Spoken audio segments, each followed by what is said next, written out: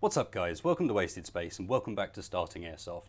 And having talked a bit about what to expect on your first time down at an airsoft site and what the absolute basics for the equipment are, I thought it'd be a good idea to now talk about the absolute basics about the guns, or in this case, how an AEG or an automatic electric gun actually works. What's happening in between the battery at the back and the end of the barrel at the front that means a BB comes out. So I'm going to be using bits of my current gun to demonstrate, which means that it's kind of using a V2 gearbox. But what a V2 gearbox actually means beyond. So I'm going to be using my gun to demonstrate, and while this is... So I'll be using bits of my gun to demonstrate, and while that means that it looks like an M4 and uses a V2 gearbox, all that actually refers to is how things are laid out internally, not what parts are used. In the end, they are all working off the same concepts and the same ways of getting a BB to come out the far end of the gun. So to begin with, if I was to put that there and that sort of there and a magazine in there, that is kind of the layout that we've got currently in the gun, but with the bits you can see missing. So the top rail and the front end is all gone because basically all that does is hold the barrel and hop up and hold any attachments you might have. Aside from that, we've got the rest of these bits, and what I'm going to do now is undress this to the point where all we've got left is the stuff right on the inside. So same again, except we've now removed all of the bodywork and got down to just the bits that are actually required to make things happen. And I've taken off this half of the shell of the gearbox so that you can see what's going on inside. So if we start from the back where the power comes from, begin with the battery. Often sits in the stock. On some weapons it does sit at the front in the foregrip as well. All that really changes is these wires run in a slightly different direction. Obviously some come out the front instead of out the back. This is a lithium battery, but there's also a number of other types. You can see NIM batteries, and even if you're old enough, some NiCads kicking around. Get rid of that, follow the power wires down. The next in line is kind of the trigger and the motor at the same time.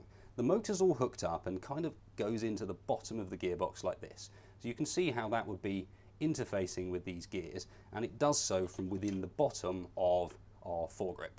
So, in the bottom of our grip. So you can see how that would sit at the bottom of the gearbox about there, and inside that is the motor hooked up to the power, just kind of interfacing with this last gear at the bottom. And every time we pull the trigger, it spins the motor. So if we now get these out the way, next up is the whole sort of mechanism inside the gearbox, and this is basically where the magic is happening. This is where you're turning that power into air. And the way it works is, as this gear spins, it's going to do two things. So the first thing I'm going to do, if I get rid of the hop-up for a second, and remember that this hop-up's got the magazine sitting there, so it's on this little bit. So once it's all together, this would be a bit like that. You can even see how the sort of gearbox and the magazine actually resemble each other shape-wise. So magazine to one side, this out. The first thing that's going to happen as the motor spins is it pulls back on this little plate. And this plate is going to pull the nozzle out of the hop-up unit for a second and allow the BB to feed up out the top of the magazine. These are spring-fed. BB pushes up into this chamber. And that's why often when you take the magazine out of a gun, you'll see a load of BBs fall out. It's because they're the BBs that are in this chamber waiting to go past the nozzle. So the next thing that happens, it's been pushed on this little gear, pulled this plate back, and the next thing that happens is the piston itself gets caught on this little tooth here. So you can see the two interfacing just about, I hope. And what I'm going to do is remove the spring at this point so that there's no resistance against it, but you can see how that would be sitting there already partly compressed, and it's going to pull back on this piston, and I'm going to have to hold everything a bit flat because otherwise it's going to want to get away. It's going to start pulling this piston back, and even there it's wanting to get away. So you can kind of see how as this spins, the piston's being pulled back, and at the same time, this little arm, which is spring-fed, has now got room to start coming forwards. And as it does so, it's going to block any further BBs from coming in here to allow one to come through at a time. And if you're ever having double feeding issues, it's often to do with this area. But anyway, as we pull this back, it's going to come back, it's compressing the spring, compressing the spring, compressing the spring, up to this point where we've run out of teeth. And as soon as we run out of teeth, and this plate of course is now back all the way forward, blocking anything going on. As soon as we run out of teeth, let goes there, and this whole unit now fires forward with the spring power that we've coiled up.